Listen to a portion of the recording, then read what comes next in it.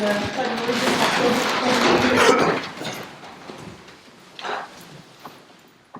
I pledge allegiance to the flag of the United States of America and to the republic for which it stands, one nation, under God, indivisible, with liberty and justice for all. Thank you.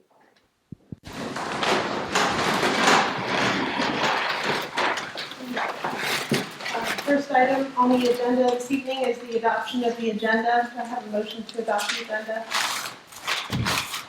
I'll make a motion to adopt. Thank you. Mr. Atkins, in a second. I'll second. Thank you, Mr. Sisk. All those in favor, please say aye. Aye. Then it takes us to the adoption of the minutes. Does anyone have any changes or a motion to adopt the minutes?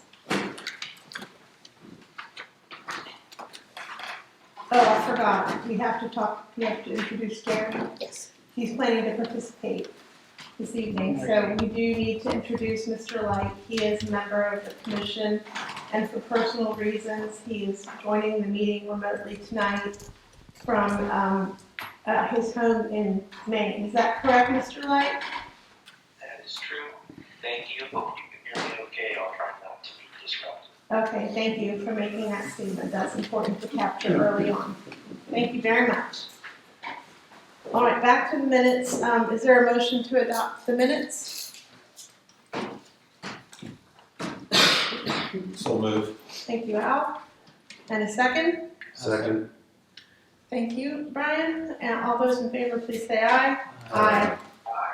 Thank you. And that takes us to the first public hearing of the evening, the Miller Tourist Home. If you would be so kind as to kick that off for us, please, Ms. Summers. Thank you. Mr. Miller has requested an application for a tourist home pursuant to 170-36E and 170-66K. This home is located on a private road, Mount Vernon Lane, but it only serves the Miller's home and their properties. The health department commented the existing dwelling is approved for a 3-bedroom sewage disposal system. Of course, they recommend getting the septic tank pumped every 3 to 5 years for maintenance and checking the potability of the drinking water well. VDOT had no objections to this request. Staff recommended the following conditions: a maximum of 6 guests for 3 bedrooms. No food service to be offered to the renters of the facility, and the permit terminates upon the sale or transfer of the property. And Mr. Miller's here to answer any questions. Thank you, Michelle. Did you have anything to add? Well, I would like to say that the road where it leaves 211, you go a half a mile to get to this place.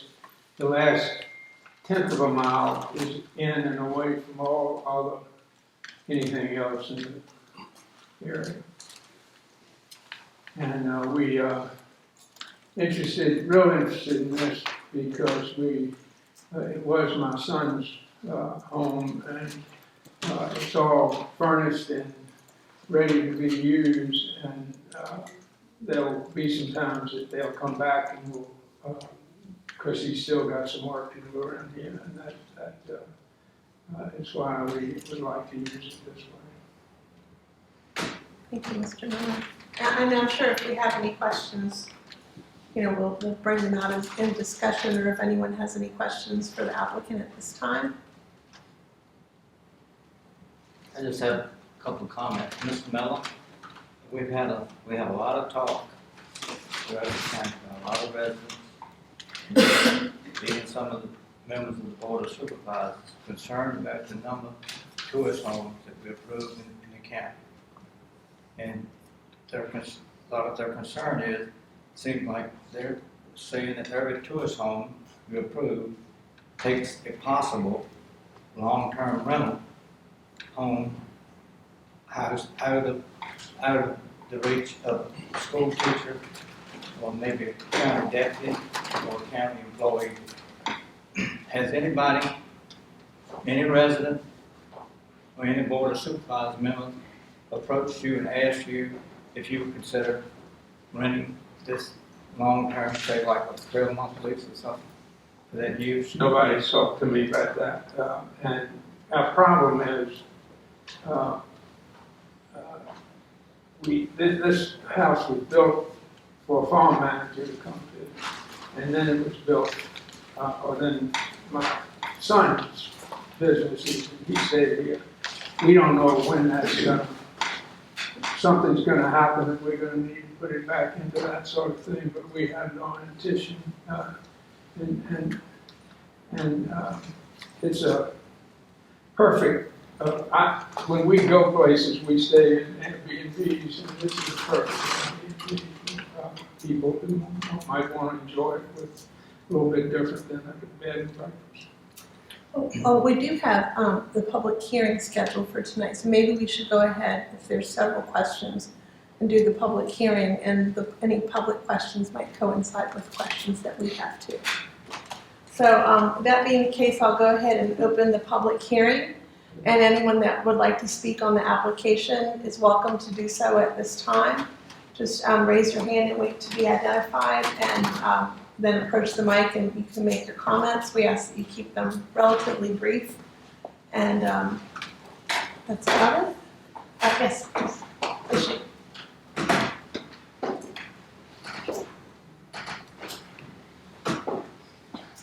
Not heard a lot of the mic for me, so I can do myself. I'm Mary Castanisha, Piedmont District, and I would like to speak in support of this application tonight. I also am one of those citizens in the county who are concerned about the proliferation of tourist homes and tourist home applications, because I am concerned at least that it may be taking away some of our rental stock for people in the county who need it. But I think that if we're going to approve any tourist homes in this county, this is one that we should approve. The Miller family has gone to extraordinary lengths to preserve their large historic property for the benefit of this county, consistent with our comprehensive plan and our goals and policies throughout our zoning ordinance. They've put much of their land on a conservation easement. They've kept it scenic. They've kept it open. They allow a lot of events there. They've used the schoolhouse property in many ways to try to benefit the community. This particular house, I have been on the property a number of times for various reasons, and have seen this is, as he says, a house where his son lived. It's kept in very, very nice condition. It's well off the highway. It's been lived in. I live just adjacent across the highway, and I never see any lights there. It would be, I think, absolutely no impact on the community, but it would, it seems to me, allow the Miller family to have some minor income to help compensate for putting their land in conservation use and then otherwise preserving it in a non-commercial way. So I think if there's going to be any approval of tourist homes in this county, this would be one that I think should fit within that. Thank you. Thanks, Mary Catherine. Anyone else wishing to speak on this application? All right. If there's no one else wishing to speak on this application, I'll go ahead and close the public hearing on the Miller Tourist Home. Any questions or other thoughts from the commission members? No, as the Piedmont representative, full disclosure, my property borders Mr. Miller, and I think I looked at everything, and it looks like it fits exactly what we're looking for as far as a tourist home. I would make the little indentation, if you will, about the 3 to 5 years, checking the septic, and then having the well checked yearly. But in the 20 plus years that I've lived where I had next to Mr. Miller, never had any issues whatsoever.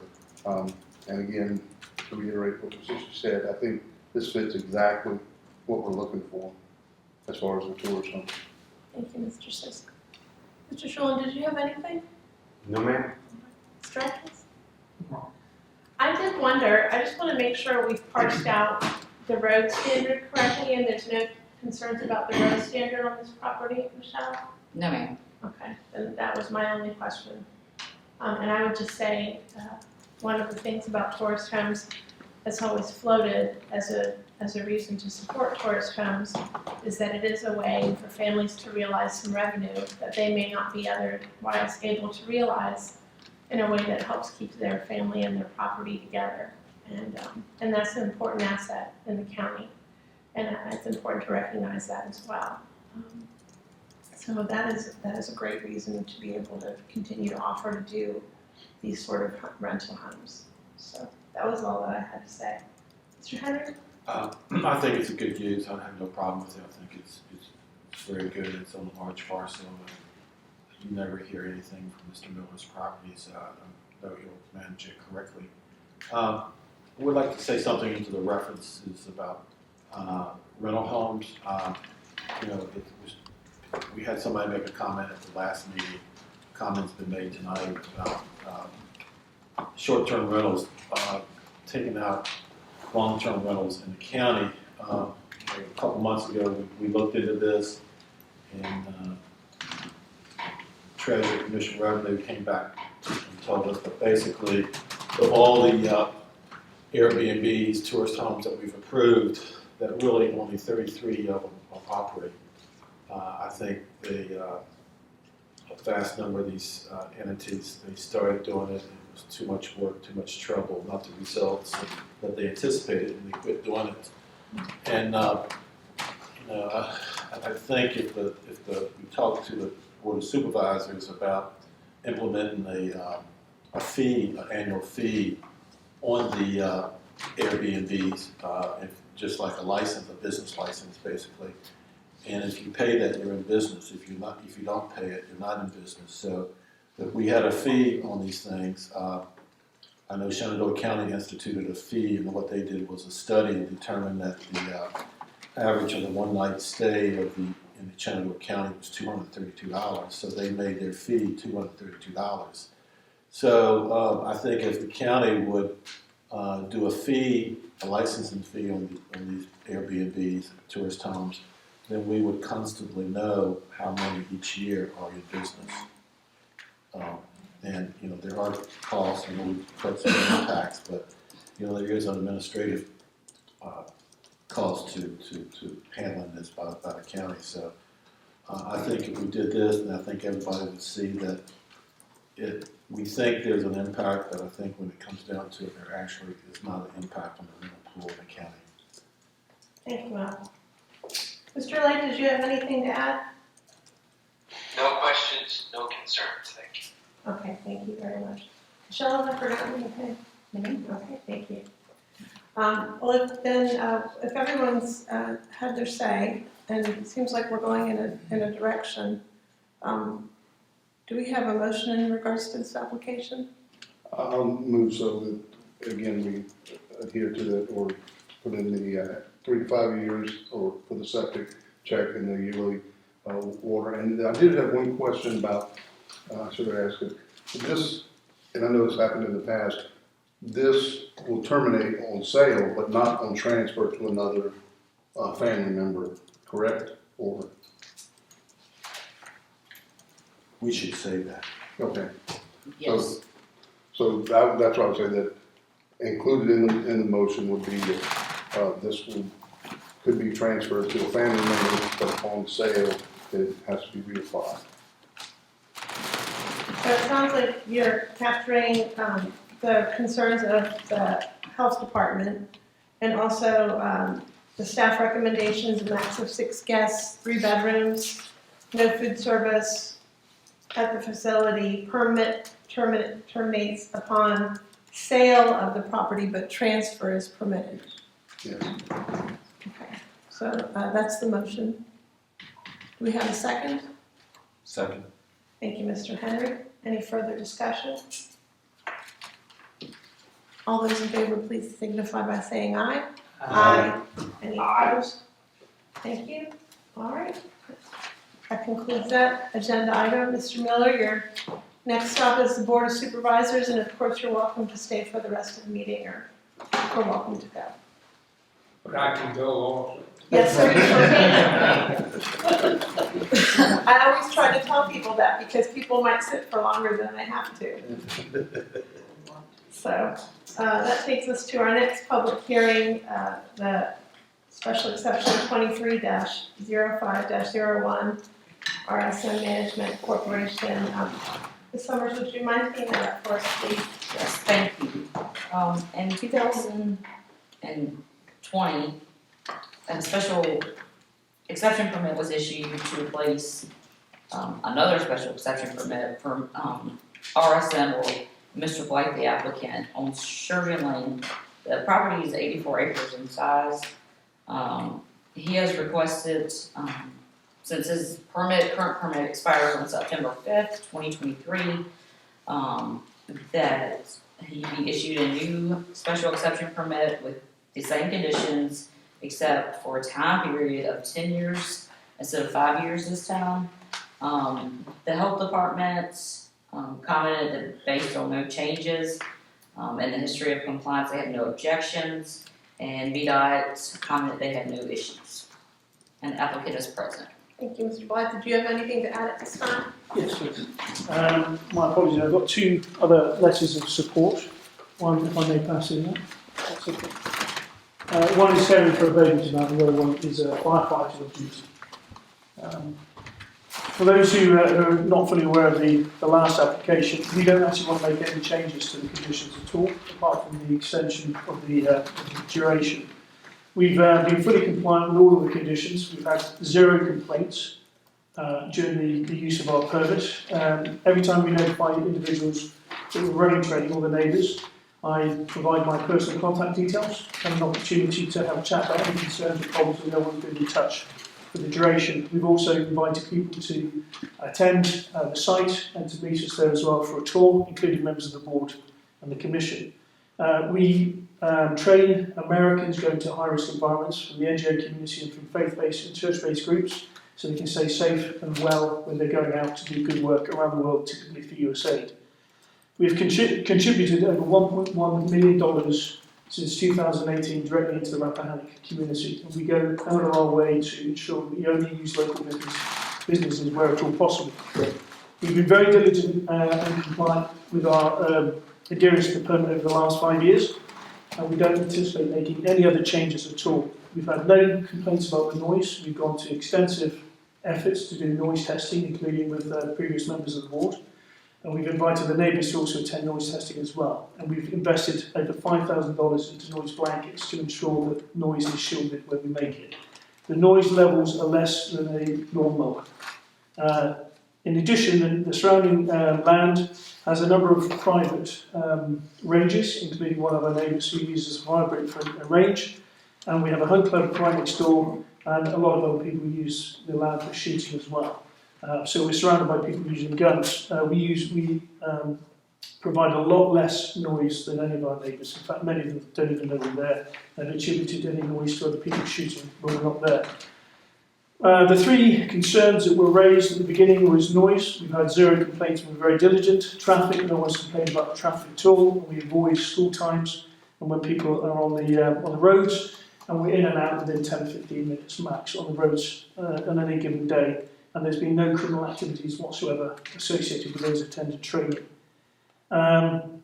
We have been true to our word in every single respect since we've started using the permit, and we believe that we are good members of the community, and we anticipate doing so for the next period.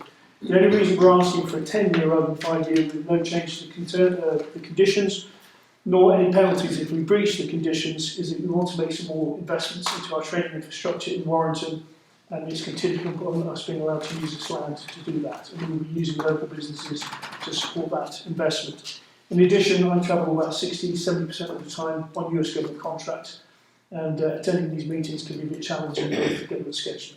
So that's why we're asking for the extended period versus a 5-year period.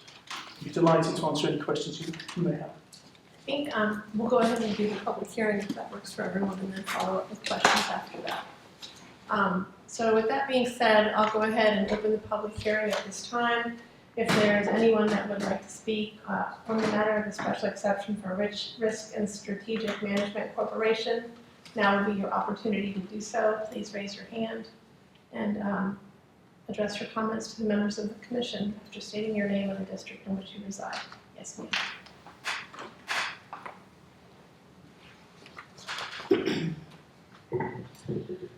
Hi, my name is Joyce Jones. I'm a resident of Jackson District and adjacent landowner to RSM. First, I'm going to speak on behalf of Bill Anderson, who couldn't be here this evening. He also is a resident of Jackson District and adjacent landowner to RSM. Bill created a petition signed by 13 neighbors. The discussion points are as follows. First, after reviewing RSM's SE 2305-01 applications, specifically the RCC 170-52 code for general conditions. The neighbors are pleased that RSM is not requesting any change from the existing permit approved in late 2018. This exact statement was repeated 8 times on RSM's application. The permit, SE 180504, was approved on September 5th, 2018, and it allowed for only 3 training days a month. The neighbors are very thankful for the reduction of training days down from 10 days to 3 days a month. If they want a new SE application, it should be required by RSM if they're requesting 10 days of training per month. With all the other conditions of the current permit, SE 200302 that was approved on August 3rd of 2020. And that application needs to reference the actual special exception permit that authorized the 10 days per month of training. The neighbors request that the sound limitation read exactly as item 22 in SE 200302. Third, the neighbors object to Mr. Blythe's statement that RSM adhered to all the conditions of the existing permit in the past 5 years. First, he didn't have a forestry plan in, he did eventually get that in. But both of his special exemption permits require the notification of the training activities shall be made 10 days prior to all adjacent landowners. The first notice for 2013 did not meet that condition. The email notice was on February 2nd and the training was on February 8th. I have copies of all the 2003 training notices if anyone would like to review them. The neighbors also object to Michael I's statement that RSM has no complaints from any neighbors. February 2019, RSM shut off several extremely loud explosions around 9:15 a.m. that rattled the Jones residence. Tim Jones spoke with RSM's on-site staff and then with Mike Blythe on the phone. Tim Jones also notified Ron Mackle from the county zoning office and informed him of the situation. By 12:30 that morning, Ron was present at our house when more shots were set off. Ron's exact words were, "I would not live with that." Complaints have been made by multiple neighbors at every planning commission meeting and every board of supervisors meeting regarding all of RSM's special exemption permits. As for ongoing complaints, the neighbors are tired of several county representatives pushing aside their complaints with no actions and seeming to listen with deaf ears. I'm going to share 2 examples with proof on RSM's letterhead and RSM's website. The first was before the Rappahannock boss meeting of August 3rd, 2020. Bill Anderson sent all the board members a letter dated August 21st, 2018 that Mike Blythe wrote, and I quote, "To formalize assurances made to Bill Anderson and the neighbors stating that RSM will limit the training to 3 days per month," unquote. The board members did not acknowledge the letter and approved RSM's request to increase training days to 10 days per month. Mike Blythe did not honor his word to Bill Anderson or the neighbors. A copy of the letter was attached to the petition. Second, on July 31st, 2020, Joyce Jones emailed the Rappahannock Board of Supervisors with a link to RSM's Pandora training video for the training ground. Her email listed 3 offerings for the RSM's training property that were not in compliance with their current existing SE permit 18-0504. Those 3 items were offering other companies to rent the training ground for conducting their own training programs. The special exception permit did not allow that. Second, they were offering overnight camping accommodations. The permit hours are from 8 to 5. Third, they were offering accommodations for 40 participants. The permit allows only 30 trainees. On the August 3rd, 2020 boss meeting, I also gave copies of RSM's video screenshots depicting those 3 training offerings that were not in compliance with 18-0504. The board members did nothing with the proof from RSM's own website that they were violating the conditions of their existing SE permit 18-0504. The neighbors strongly oppose a 10-year extension of RSM's special exception permit, especially when it seems that the county provides no monitoring for compliance. RSM's activities need to be renewed at a maximum of 5 years. The neighbors request that an extension of terms of SE 200302 are approved, the period being no longer than 5 years. I've given Michelle the original petitions with the signatures for the county record. I've got a second presentation because this time I'm speaking on behalf of myself and my husband. We've adjusted our plans to attend this meeting. Everyone has busy schedules, not just Mike White. When Bill Anderson couldn't attend the meeting, he created the neighborhood petition and asked if I would present it so that his concerns with other neighbors would be heard. Everyone must make adjustments to their schedules if they want to contribute to the county public hearings on routinely set monthly dates. This application, like RSM's previous application, state that they have no complaints from any neighbors. They've had many complaints by several neighbors. Mike White complained that it didn't happen, but they did. I know I'm repeating myself, but the actual complaints need to be part of the county record to record the truth. In February 2019, RSM shut the loud explosions. My husband notified a county official, Ron Makla. I just wanted to say, we generally don't allow people to speak for other people, so if you're repeating Oh, something you've already said. Okay.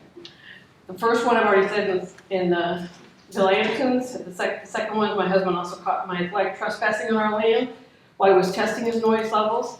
The trespassing incident was also reported to the county zoning office. Mike White has a plat, he knows where the property lines are. At the boss meeting on August 3rd, I presented him with the proof. And as a resident, proof that they were violating the terms of their SE permit. As a resident of Rappahannock, it was very disappointing. The county representative just glossed over the violations of a county special exception permit.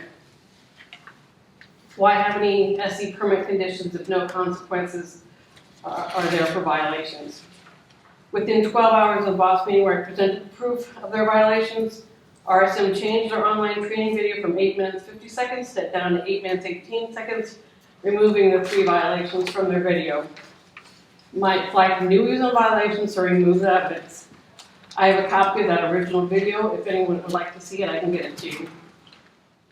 While preparing for this meeting, and Michelle has handed out the handouts to you, they've again changed their training video, increasing the length from 8 minutes 18 seconds to 8 minutes 32 seconds. The video now includes an aerial view of 2 tented camp out areas and a voiceover stating, I quote, "There are 2 tented camp areas and further areas to put up tents. There should not be any camping when training is only allowed between 8 and 5 every day, Monday through Friday." What is also interesting is on RSM's county application 2320-0302, written on page 3, I quote, "At a request of one neighbor, we remove the request for overnight camping," unquote. Mike White is not honoring his written word on his application to Rappahannock County. On RSM's website, there's verbiage about training grounds, including a section titled "Using the Training Area," and I want to quote from that section. And it's on the printout that you have, the second page. RSM allows humanitarian aid development groups to leverage our training area, safety administration, logistics staff, and equipment to conduct their own courses. Our team can build a training program which reflects your specific training and exercise needs. We can provide all meals, transport, and accommodations. Their current SE permit does not allow other training companies to use the property. The second sentence once again references accommodations. Both of these are in violations of SE permit 20-0302.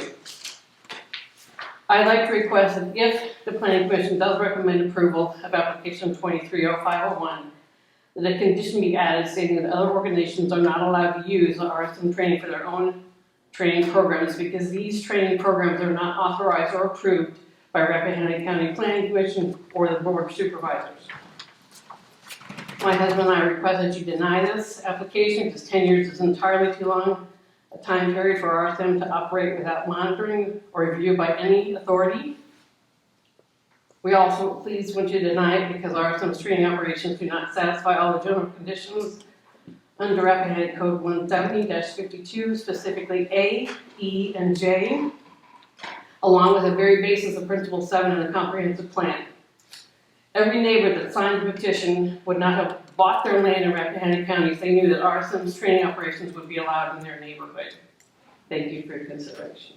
Thank you, Ms. Jones. May I address the, You'll have a chance to speak as well, but this is a chance for the public to speak.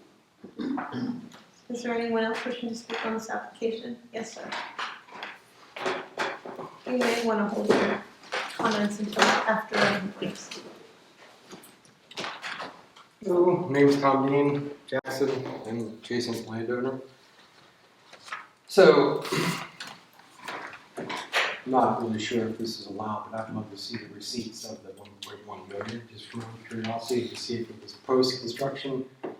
Was that 1.1 million for construction purposes, and then are we actually seeing any revenue to this county since then? I would be interested in knowing that. It's easy to throw out numbers. Perhaps they're correct, perhaps they're not, but we won't know until we actually get to see them. That would be something I would be interested in seeing. So, the size of the property is very small for doing this type of work. I did some of this for the government, for the United States. We're talking 5,000 acres, so there's no impact. I wouldn't expect a smaller business to be able to fund that. But 84 acres of rather rectangle shape, and to have little to no impact for your neighbors is impossible. I can't see how somebody could do that. So I think it's a little small for this county and to expect him to be able to conduct this type of business in this way. Me personally, not everybody cares about this, but certainly the mature population has dropped off. It's something I bought this particular land for, and moved to Rappahannock for the specific reason.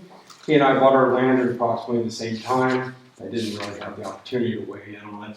I bought mine a short amount of time before. I would not have bought it knowing it was there. There was a hunt club on the other side of it. They had size restrictions. He's a nice gentleman, and he offers to a lot of people to hunt there if they would like. They really don't care. And probably what they're shooting, or I don't know, I don't talk to them, but there's definitely a significant reduction in size of the mature buck population. So, used for more than business purposes. People shoot there. I don't know if they do anything else. I don't have a problem with people shooting there. Unfortunately, some of these times are during deer season. My land's adjacent to it, so you're sitting in your stand in the morning, and vehicles roll up, shooting, yelling, starts for them. I mean, it's their land. I get it. But it's not a residential. If this was someone's house and they wanted to play, heavy metal all day, well, it's their house. This is a business, right? With specific things for business purposes.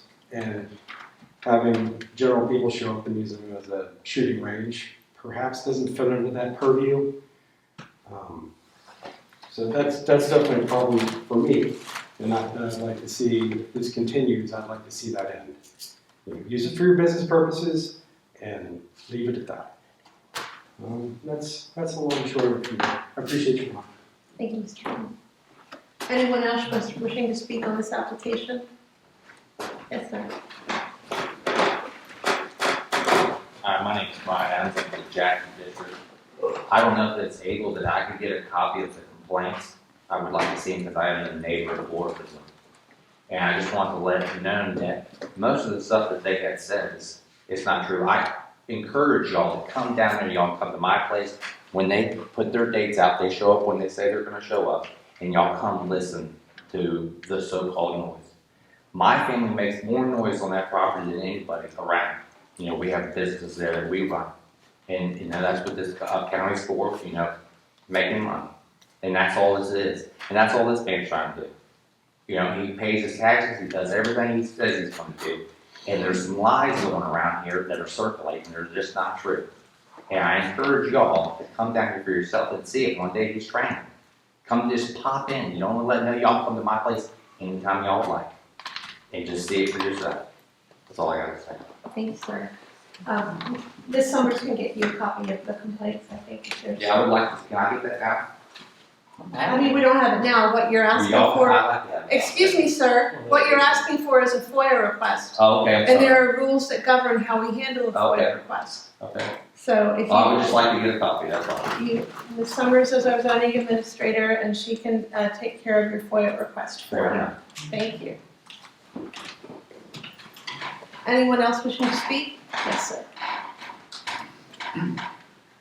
Hi, my name is Bill Strain, Wakefield District. I'm in Strawberry Cafe, and Mike's been using my small business for his catering since he started. It's been a great economic impact to my small business. I actually am able to hire one more person and keep them on, and if let him continue, currently, that would be a great benefit to my business. And that's about it. Thank you. Thank you very much. Anyone else wishing to speak? Yes, Mr. McElroy.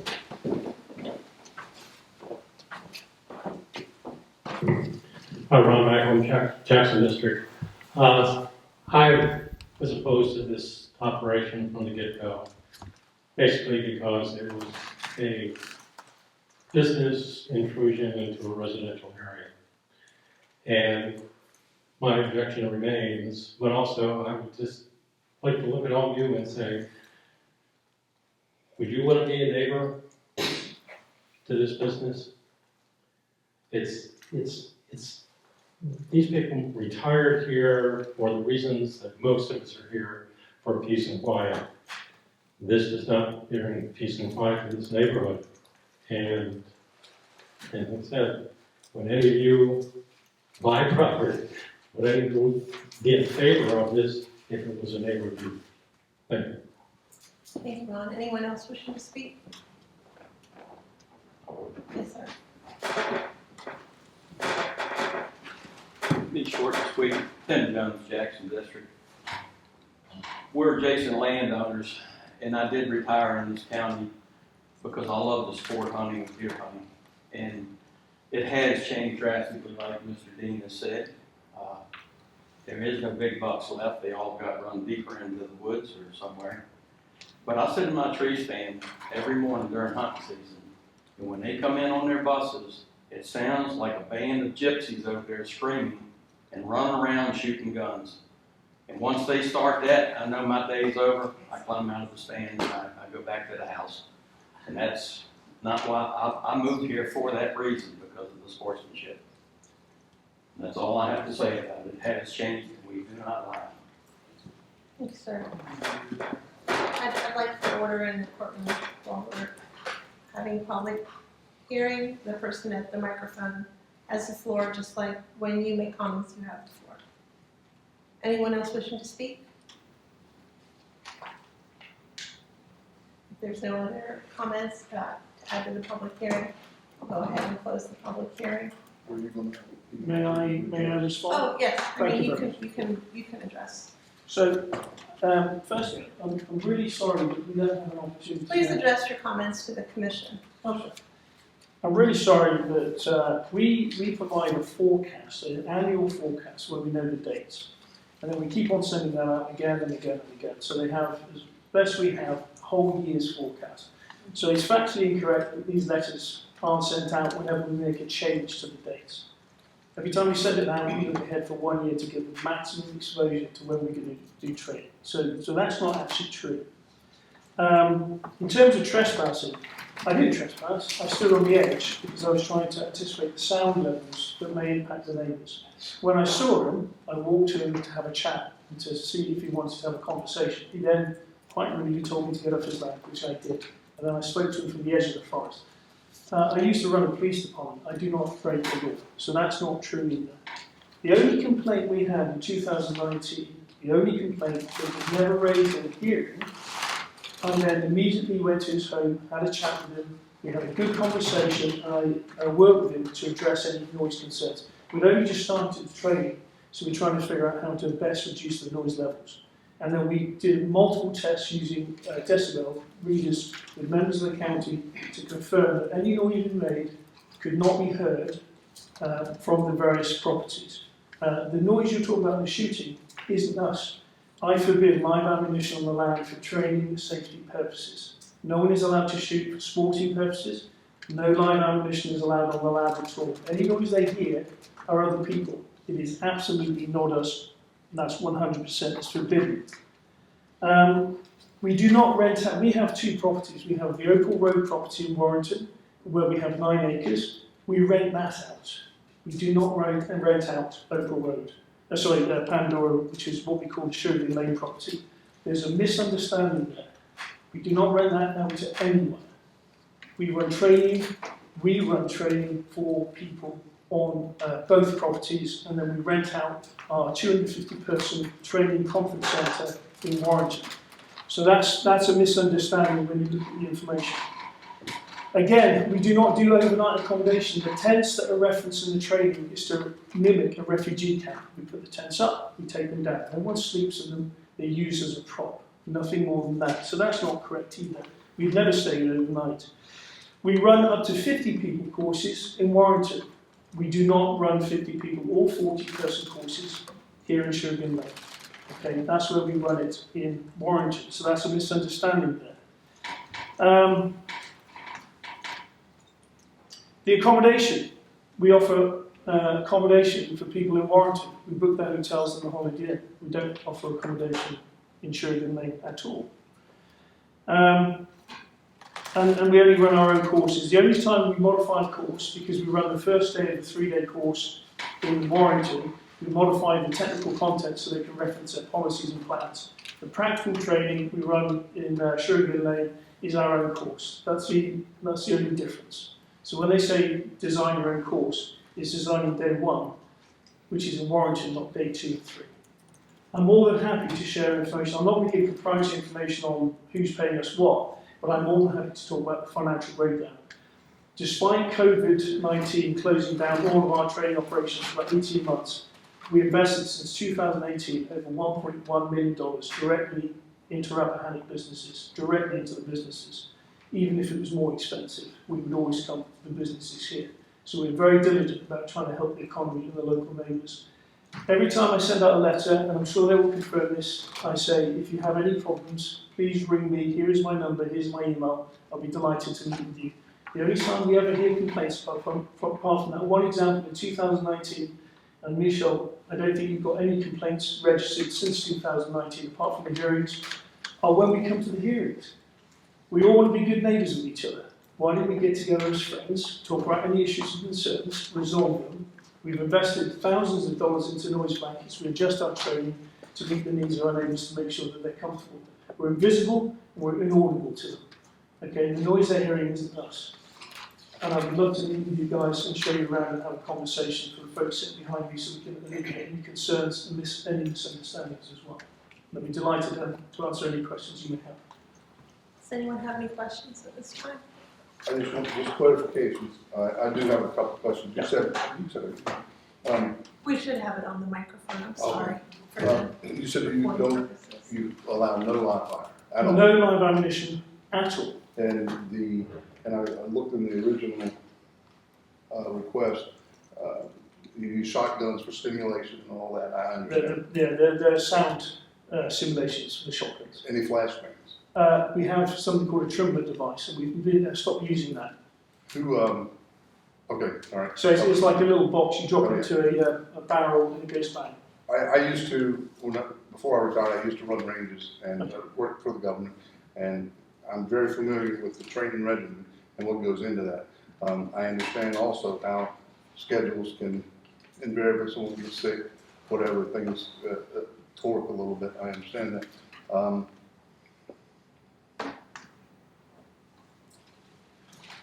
That and you do not, and just for clarification, what you said, you do not rent or you do not lease your facility to any other entity to run their own training programs here.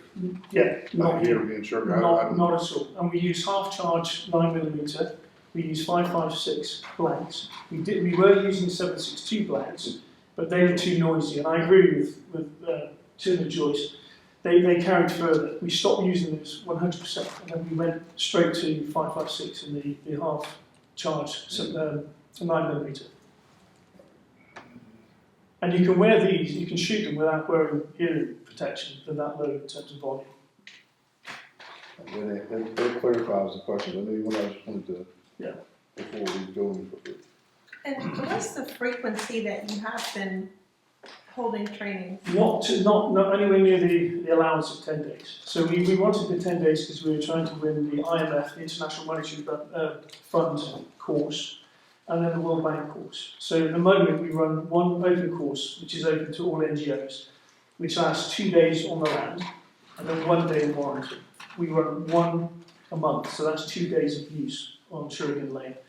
And then intermittently, we may run another course for a particular organisation. So we're probably using, and Kelly can answer it very specifically because she helps me. We probably use it for no more than 4 days a month. And we've got 10 days. Okay. What the 10 days allows us to do is where there's a sudden surge like in Ukraine or where there's a disaster and then suddenly a group needs to quickly go out and they need short notice training. They still have to give 10 days notice, but it just gives that extra flexibility. Any other questions? No, I will take you up on visiting your facility at some point. I know you sent me out an email earlier. I give you credit on that, but because of graduations and travel and everything else, I just wasn't able to get it. If I'm not in the country, Kelly can show you guys around as well, but I'd love to take you guys around. And I did just want to correct the record too. The last time that this application came forward in 2018, there were several iterations of an application at different addresses that did not make it through the planning commission. Prior to the 2018. Correct. So Yes. this was the application that made it through the planning commission in 2018, the board of supervisors for 3 events a year. And I believe both bodies recommended approval of that.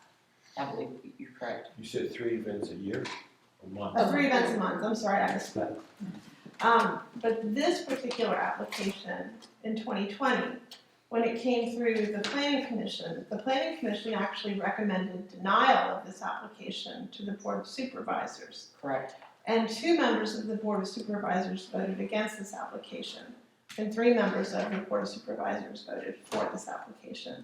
So I just want to be clear on the record that we were very thorough in vetting this application previously and tried to make a thorough recommendation. And sometimes the board follows our recommendation and sometimes it doesn't. I'll say I kind of feel the same way I still felt in 2020, which is that you certainly do wonderful work. You're a very nice person. It's obviously a great business. 3 events per month seemed like a reasonable amount of events, similar to if we were reviewing a wedding venue or something along those lines on an agricultural parcel. But if someone came in for 10 weddings a month, the intensity is certainly much, much higher than it was for 3 events a month. And I would have serious pause to vote for an application with that kind of intensity. I do think, and sorry I don't have it in front of me right now, but I do think there was a maximum limit for the year as well, which meant that we wouldn't be able to run 10 every single month. I think there was a kind of a totality cap. But it just gave us flexibility if there was a sudden surge requirement. In the 2020. 20, yeah, I think. Correct. So a maximum of 10 training event days per month with a maximum of 100 training event days per year. Per year. Okay. So that allowed for, because often what will happen is in the cold weather, whether people don't want to run around on the wood, so it slumps down and it goes up. So we're not running 10 days every single month. And then just in terms of the advertising of this evening, it looks like we referenced the 2020 special exception in that advertisement. So Yes, we're ma'am. on the right side of Yes. things in terms of what was advertised for this public hearing. Yes, ma'am. Sounds good. Thank you, Ms. Summers. So I'm showing you the 10 days, or excuse me, events. One day is in Warrenton, the next 2 days are here. Yeah. So those 2 days, does that count as one event? I mean, you see what I'm saying? Are the 10 events, are they counting for 2 days, or is that Per day. days? Per day. It's a Okay. day basis. 10 days Okay. maximum. All right. Did you have anything, Tom? Yeah.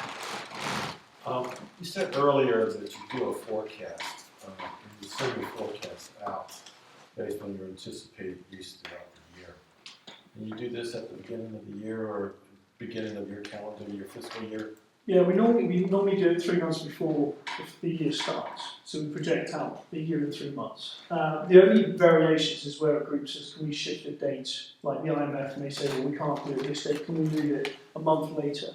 And then we'll reissue the letter again. So our fixed kind of open courses that we run once a month, they never change. It's only when somebody else needs to change their dates, and then we send a letter. You know, last week, the forecast was for rain, it was forecasted for sunny for Monday, Tuesday, and Wednesday. And I'm okay down on Monday, anticipating it's gonna be sunny the rest of the week, and now it's raining. So, you know, I'm thinking about your forecast, and if the neighbors, you say you send it out, I'm guessing you send it out to the neighbors? Yeah, so we send a letter. We did offer to email the people who didn't necessarily want to share the emails, so we do it in any format they want. Our open courses never change. It's only when an external group asks for a course. And it sounds like, it might be good intentions, but it sounds like somewhere there's a breakdown where they're not getting their notice 10 days before the event. I think that's what the time frame was. On one occasion for 23, the first one. So, you know, what I'm saying here is that, you know, we're basically five years into this, and the government and the county may not be looking over your shoulder and watching and monitoring every detail of your application. And I think the citizens are doing this a little bit for us. And I think the citizens around you maybe felt like they've been beaten down a little bit, and they're not coming in to tell us every time that there's a violation. They're just kind of being suppressed a little bit. They're here tonight to say what's happened. And I think we could either deny the renewal of the permit, or we could go for 5 years, or we could try for 10 years. I think 10 years is a big reach that won't happen. I think 5 years might be reasonable to say, let's go another 5 years. And I would hope that in that 5 years, maybe you can really have a truly better relationship. And you've heard from 2 of your neighbors that, you know, they enjoy hunting. So you said things drop off when the weather changes. You know, we basically got 6 weeks of hunting season from mid-November to the 1st of January. And, you know, you might give them some consideration. And so I think we can either say no renewal or 5 years. I'd be happy with 5 years if I could ask permission for Kelly to jump in my place if I'm off in Yemen or Afghanistan working for them. So if you have What's she going to do when you jump away? if Kelly can attend to one of these meetings, if I'm travelling in 5 years' time, and I can't personally attend, if you're happy for me to have some cross. Okay, just, I think people have a representative all the time. Sometimes it's the lawyer, it could be a member of the business. So we can debate all this for 5 years. nights and just go with 5 years? Yeah. How's the board feel? I think 5 years is reasonable. I mean, because that would give, I mean, I'm speaking for myself, not to be a typical politician, but I wasn't here in the 2020, so some of this happened beforehand. So I'd like to get a firsthand knowledge and see exactly what goes on, and then I could speak more to it. But I would be good with the 5 years.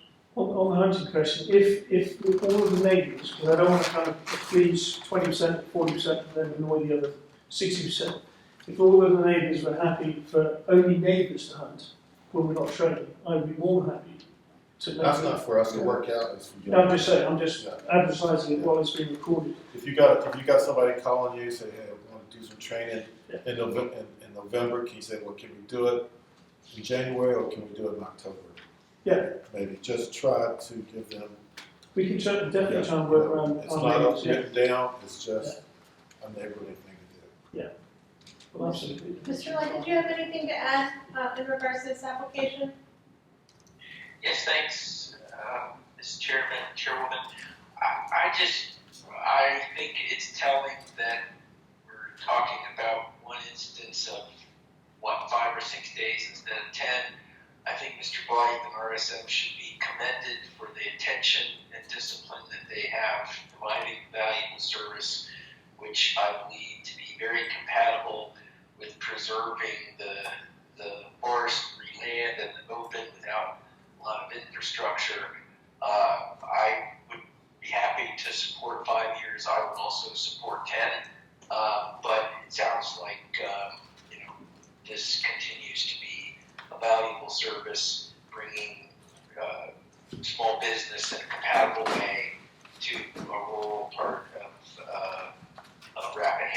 obviously anything someone does on your land is likely to have some impact on its neighbors, but I applaud Mr. Blight and RSM for being as responsive as they have been, and I fully support continuing the application. Thank you, Mr. Light. Are there any members of the commission that have anything else to add? As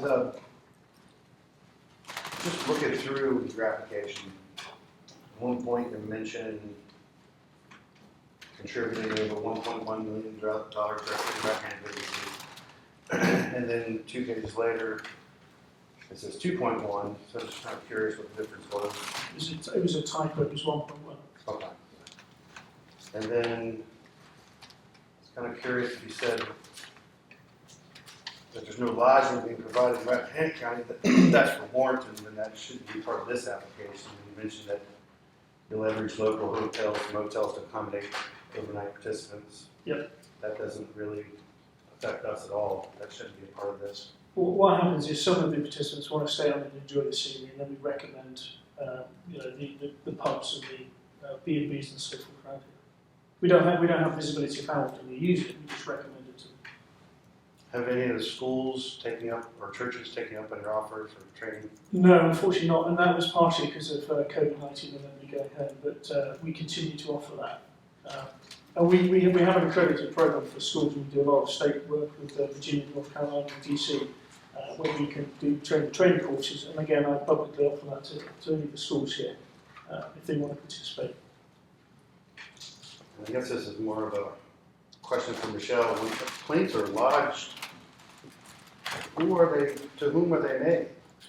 Are they made to Mr. Blythe? Are they made to you? It's a combination of both?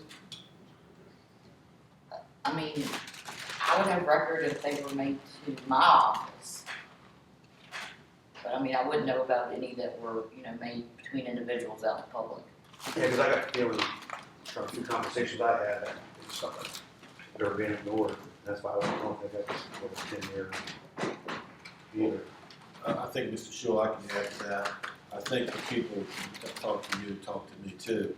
And I think they felt that during the last approval process that, the board ignored the evidence and comments that they brought up and felt they were abandoned.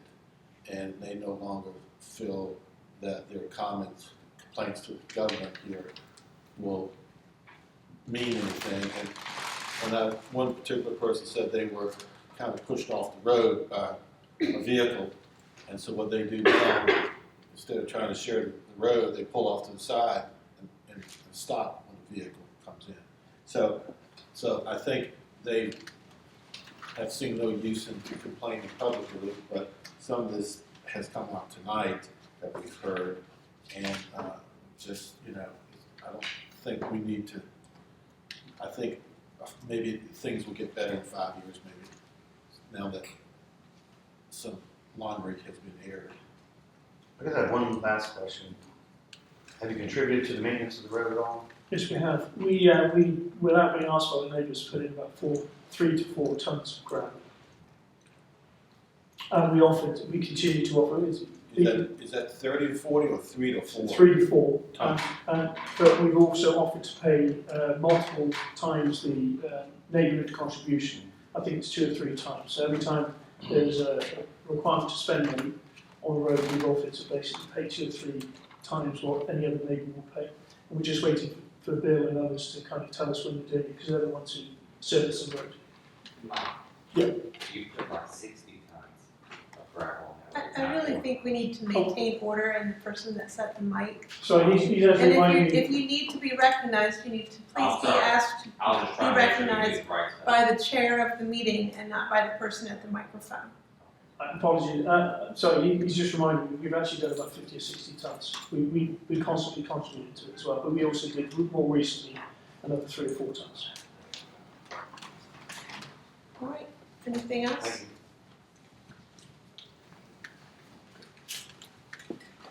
Yes, sir. I would comment that I would go along with the 5 year, but also I would encourage working with the neighbors. But also, I would encourage the neighbors to not, if we could work something out with you, they do need to come forward and not just feel like that they're being ignored. We need to have official, if it cannot be worked out amongst the two of them or three of them, whatever, we need to have comments officially and not hearsay and all of that talk. So that would be my recommendation. And I think it seems like the parties are willing to work together, but again, if it's something it cannot be worked out and you feel like you're not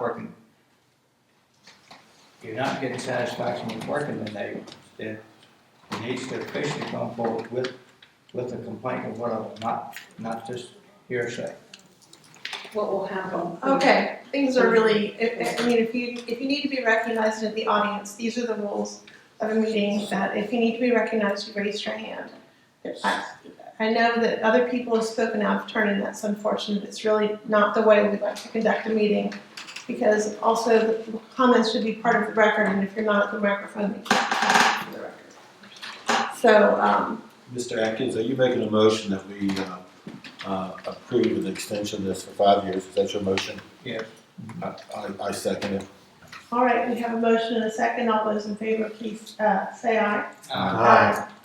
And I say nay.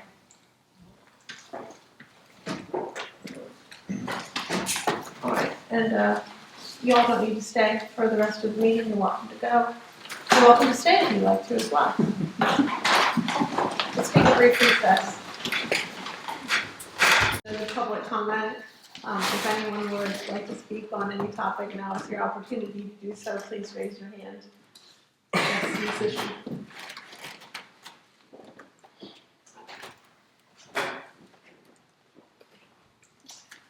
Rappahannock, Piedmont. So I understand we'll be having maybe a public hearing next month on the sign ordinance in front of the planning commission. And I would first like to express appreciation to the county attorney and the county administrator for their work on the sign ordinance, which has been a surprisingly technical and complex project. The planning commission is also due thanks for their many work sessions and diligent efforts to address the necessary updates to this ordinance. It's a lot of work. The comments and recommendations from the Berkeley group were also, I thought, very good, and I see that at least in the most recent version of BoardDocs, many of those recommendations, although not all, have been incorporated into the proposed draft. Some that were not used, I thought, were excellent recommendations, such as charts indicating requirements per zoning district, because that ordinance is very hard to follow a lot of times. I hope the remaining Berkeley group comments will be given additional consideration for inclusion before next month's public hearing, as I thought all of them were actually quite good. However, the Berkeley group comments were focused on legal and drafting issues and didn't reach policy matters, including the scope of the proposed amendments. While there are other outstanding issues, the primary concern for me with the proposed changes being put forth is the extent to which they could expand signage around our counties. We are all very familiar, I think, with the core principle of our comprehensive plan, which states, of course, that in recognition of our unique scenic and historic resources, we declare ourselves to be a scenic county, and all our zoning and land use goals, principles, and policies will reflect and evolve from that fundamental recognition. So with that in mind, I think we should step back from the current proposed draft and consider the extent to which it could allow and likely even encourage the proliferation of signage around our county. As we all know, Reed versus Gilbert requires us to get rid of most content-based restrictions in our sign regulations. Staff has clearly attempted to maintain currently allowed signs as much as possible and in compliance with the direction that the Planning Commission has given them while working around the Gilbert requirements. That's obviously very challenging because restrictions on content do act as a significant check on the number, size, and duration of signs. For example, allowing, as we currently do, certain real estate signs for advertising the sale of property, which can be up to 12 square feet and 6 feet high, 12 square feet in area, will result in a certain number of signs meeting that maximum, but also many smaller signs. We also see for sale signs all around that are not that high.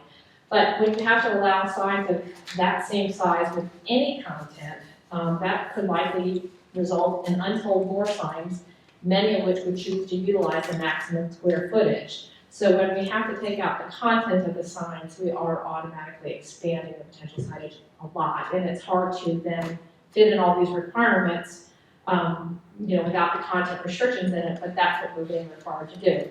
There are a lot of examples of this throughout the proposed draft, and I do encourage the staff and the planning commission to focus carefully on that issue. Some of these specific issues would include temporary signs. Under our current ordinance, most temporary signs are generally allowed to be in place for up to 30 days, but some are allowed to be in place for more. So the way that's been dealt with is to allow the proposed changes most temporary signs to be up for 100 consecutive days in the calendar year to kind of encompass all the potential temporary signs that we currently have. Further temporary signs can then be renewed under the proposed changes for an additional 100 days or 200 days. I can't quite make out which that is. So anyway, right now, the way we have it, temporary signs, we call temporary signs, would be allowed from anywhere from 7 to 10 months. They could be renewed. All they have to do is take it down for 1 day, and then they can put it back up again and get another 7 to 10 months. So bearing in mind that these temporary signs can include 5 signs per lot under our proposal, each 10 feet high and with an aggregate area of 50 square feet. So you can have five signs for up to 7 months, saying whatever anybody wants, 10 feet high each in an aggregate area of 50 square feet.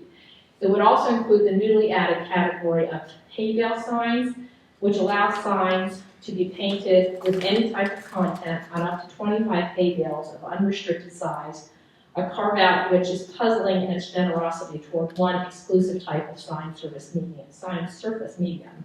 This is also in addition to the new categories of unlimited minor signs of less than 2 square feet, temporary signs of less than 4 square feet per parcel, and numerous other carve-outs taken from the existing ordinance, such as temporary signs on parcels for sale or lease, construction signs, etc. Additionally, the proposed ordinance would weaken the county's longstanding prohibition against billboards, allowing now up to 2 billboards per lot, 12 feet high and 32 square feet each, now defined under the off-site permits section, which is intending to encompass some of the commercial signs that are currently allowed, but essentially are billboards. They can be allowed by special exemption now from the Board of Supervisors instead of being prohibited. The proposed ordinance would also exempt certain flags from application of the sign ordinance at all, meaning that such flags can be of any size, design, or location because they won't be covered by the sign ordinance.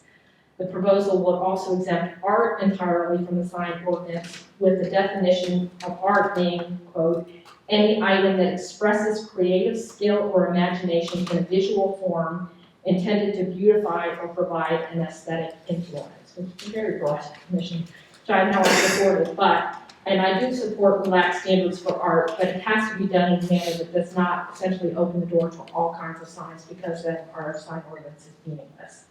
There are a number of areas throughout the proposal that would likewise expand our current sign standards, so I do urge our county staff and planning commission to consider this carefully before moving forward to a public hearing. Thank you. Thank you, Ms. Fishing. Is there anyone else wishing to speak? Matt.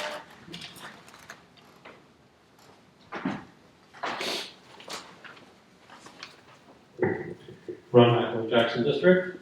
For topic of signs tonight.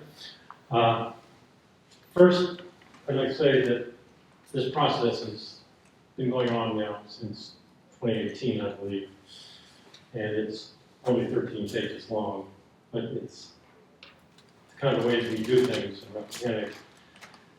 But reading what has been done by the county and then reading the Berkeley report, it became real obvious to me that we sort of got the process backwards, and that additionally we should have taken the sign ordinance we have, gone to the consultant and said, look at this, tell us what's wrong with it based on current code and all this stuff, which would have given us a starting point that we could have started our work. Because right now, we've done 4 years worth of work. Now we've got the Berkeley report, which has numerous recommendations, which all of them are well-grounded.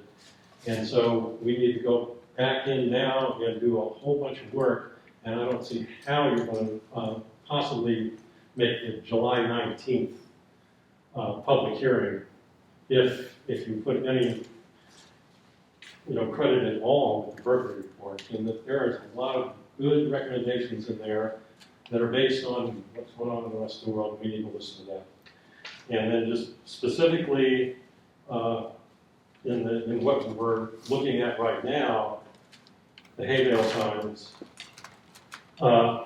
that's under temporary signs, and I'll read the temporary sign part first. The maximum of 5 temporary signs are allowed per lot in all zoning districts, not exceeding a total aggregate of 50 square feet, nor exceeding a height of 8 feet. Temporary signs must bear first the date of supply. I don't have great concerns on that. Then you go to B, hay bale signs, which immediately goes against everything you said in A. A hay bale sign, you're saying you could have 25 hay bales in a sign, but A says they can only be 50 square feet. So it's, what happened here? And quite honestly, what's so special about hay bale signs? Why are they, they should be part of temporary signs. Yes, you can have a temporary sign that consists of a hay bale, but it can only be 50 square feet, because what you're looking at right now on 25 hay bales, round hay bales or whatever, is almost 500 square feet of signage on a single side. And the way the sign ordinance is written, when you have a double-sided sign, it only counts for one of those square footages, even though it's seen from both sides. So it's almost 1,000 square feet of signage using a hay bale. Now, if you wanted to do that with plywood, apparently you couldn't do that. So basically you're saying that this particular material, a hay bale sign, you can have 5 times more square footage using hay bales than anything else. That just doesn't make any sense. And why is it in there? It's a material to build a sign out. It can be plywood, it can be cardboard, it can be hay bales, but it's 50 square feet. So the hay bale just makes no sense. And also it's inclusive as far as subject and location.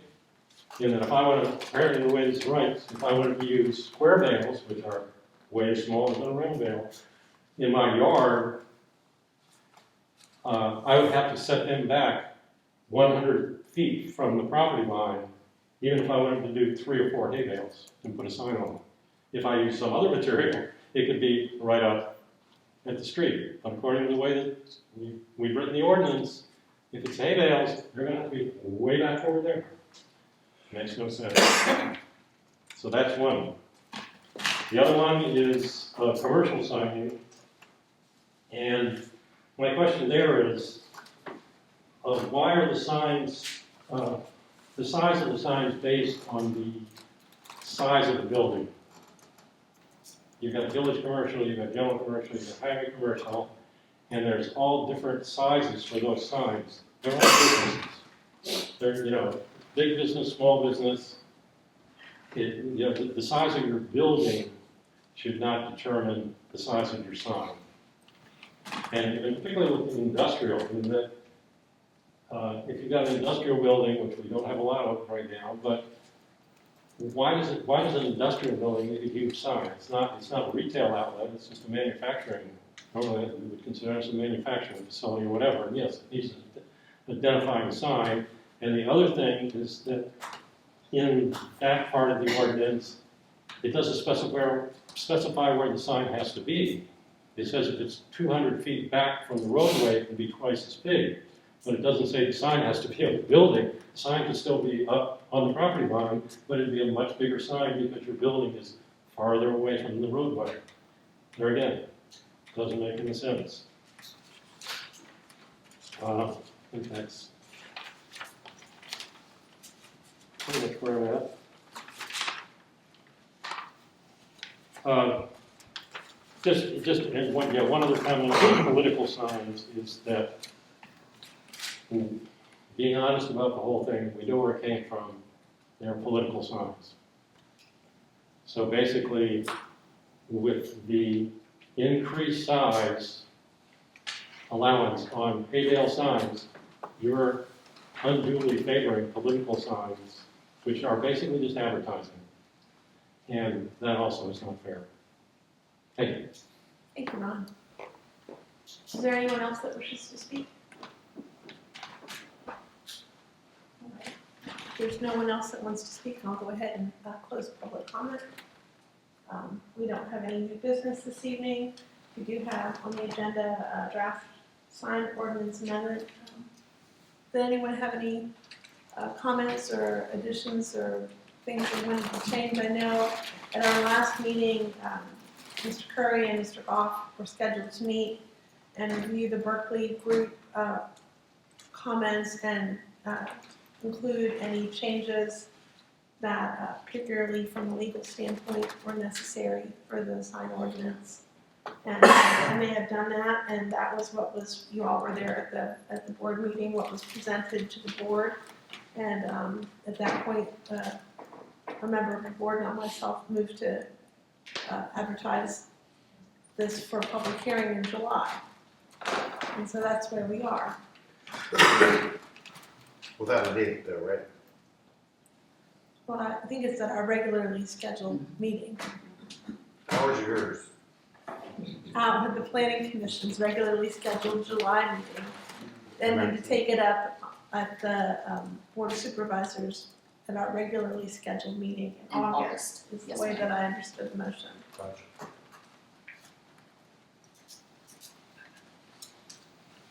I think Mr. Macklin brings up a good point about hay bale signs. I don't think our intention was for people to have hay bales brought to their property for the specific purpose of constructing signs. I think one of the limiting factors ought to be hay bales signs where hay bales were stored for years and years and years, and somebody finally decided to paint on the side.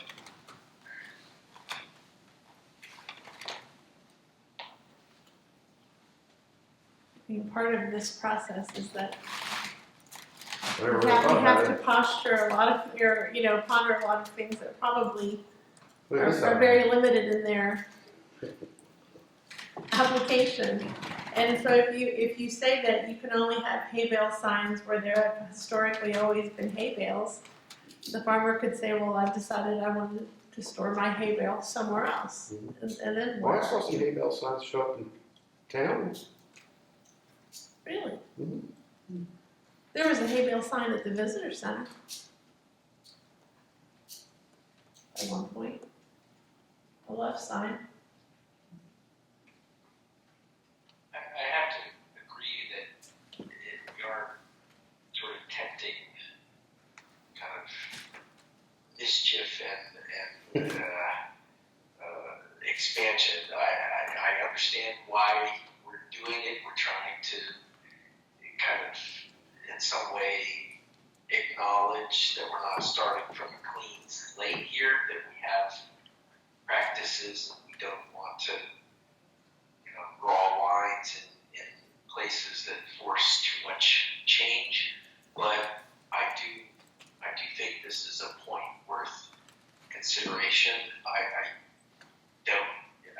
think that while it's not our intent, and where we are in the discussions looking at this in terms of the kind of traditional, if you will, use of these hay bale signs, I do think we need to be careful about these sort of unintended consequences and creating opportunities by the specificity of our regulations. And while it may seem far-fetched to think about, hay bales as an alternative to plywood, doesn't seem all that far-fetched when you kind of think about it.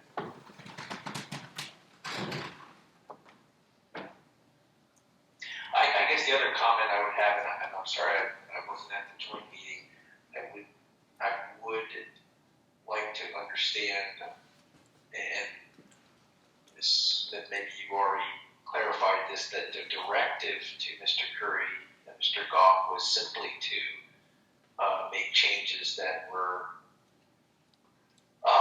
for legal compliance and not policy or other improvements. So it does seem that there's an open question as to what the consideration was around some of the recommendations from the Berkeley group that were not incorporated, but I suppose those would also be the potential topics of a public input and public hearing. I would say, this is, if my memory serves me correctly, Ms. Summers, Mr. Goff and Mr. Curry reviewed all of the recommendations from the Berkeley group and folded into the revisions the ones that they felt needed to be made. Yes, I would agree with that. So if there were ones that, by extension, I suppose, if there are ones that recommendations that were not were not made, it's up to us to discuss why those weren't made and whether we would suggest otherwise. Well, I say that there was probably some priority, but when I asked specifically at the joint meeting, they had worked through all of the recommendations of the Berkeley group.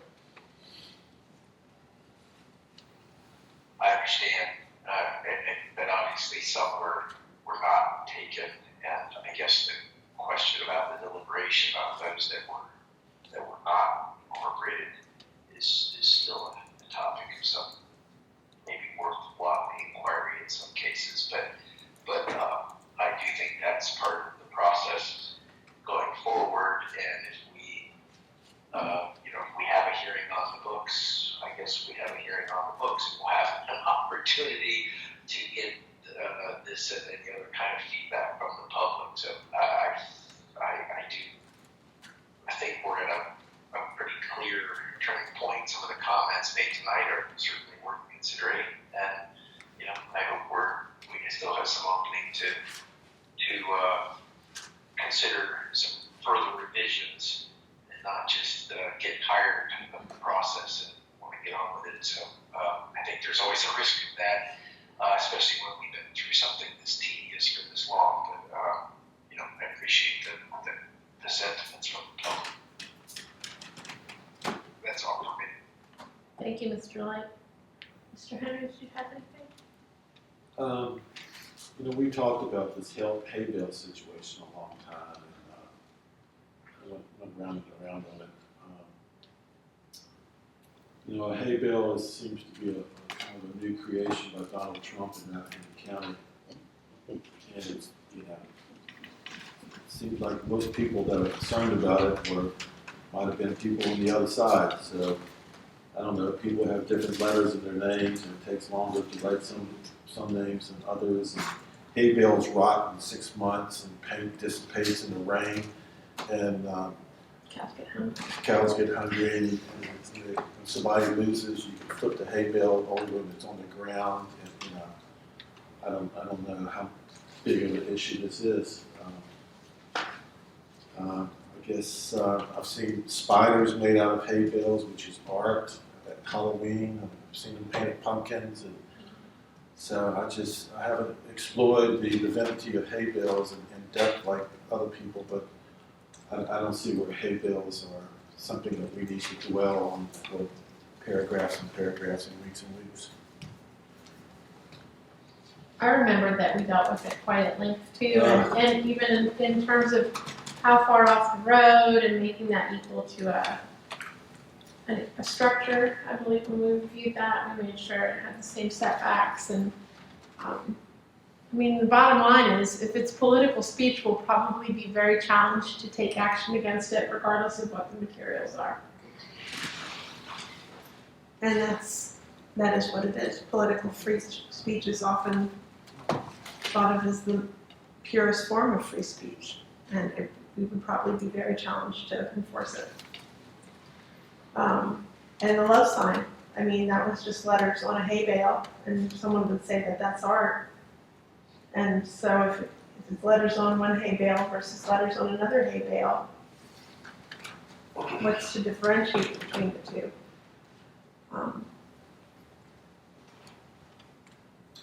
Comment about the, I guess you'd say the political issue with the hay bale. Yes, sir. Is anybody here having county complaining about the tourism, the political signs, the Trump, on the massive let's put it right out there, massive farm, the tourism that they brought into the county, the money that they spent in the county. Anybody complaining about that? I don't think so. I think we all relish the part of the funds and the money that they brought into the county. You know, I don't really think it's that big issue. I don't think it is.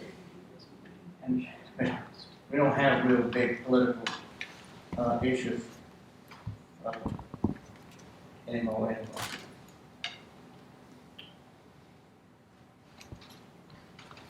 don't think anybody carried anybody to court over that. Well, and at the end of the day, we tried to craft language that would enable staff to do their job also.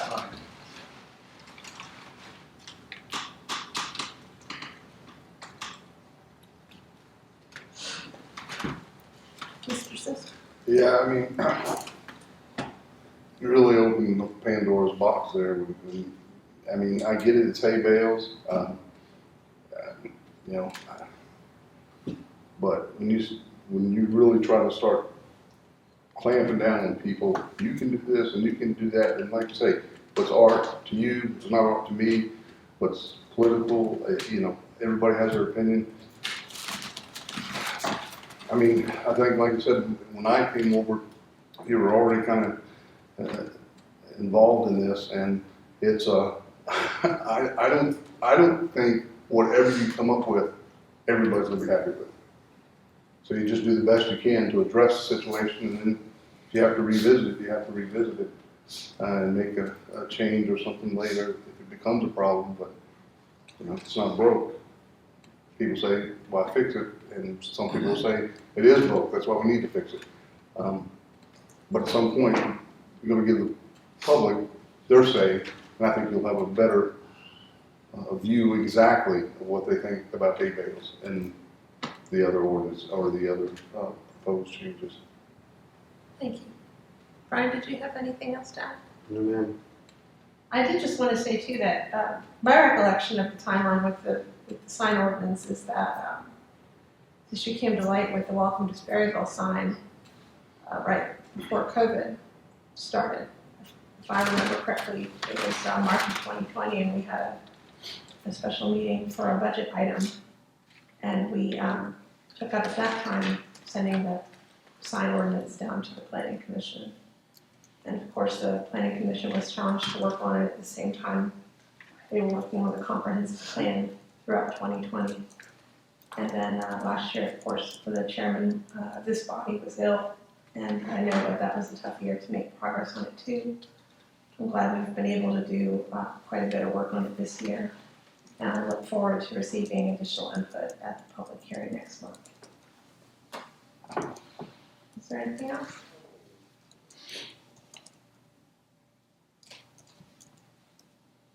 All right, and that takes us to our standing list of direction from the Board of Supervisors. And I expect once we work through the sign ordinance, we'll be back to that list. Any additional thoughts from the members of the commission?